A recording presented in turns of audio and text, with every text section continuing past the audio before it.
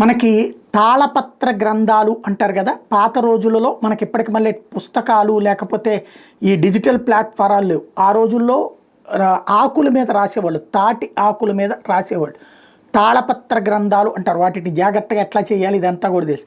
ఇట్లాంటి తాళపత్ర గ్రంథాలు ఆ తర్వాత కాలంలో కొన్ని నలంద విశ్వవిద్యాలయం వంటి చోట్ల తగలబెట్టబడిన, అక్కడక్కడ ఆపబడినటువంటి, రక్షించబడినటువంటి తాళపత్ర గ్రంథాలు వివిధ సంస్కృతులకి, అంటే మన భారతీయ సంస్కృతికి సంబంధించినటువంటి వివిధ అంశాల మొత్తాన్ని కూడా దేశవ్యాప్తంగా వాటిని డిజిటలైజ్ చేసే ప్రక్రియ నరేంద్ర మోడీ సర్కార్ చేసుకొచ్చింది. ఇప్పటికీ 76,000 ఇలాంటి తాళపత్ర గ్రంథాలని డిజిటలైజ్ చేశారు. దీనికి గాను 3.5 కోట్ల పేజెస్ జ్ఞాన్ భారత్ మిషన్ ద్వారా చేసుకొచ్చారు. దానికి ఖర్చు అంతా కేంద్ర ప్రభుత్వం భరిస్తోంది.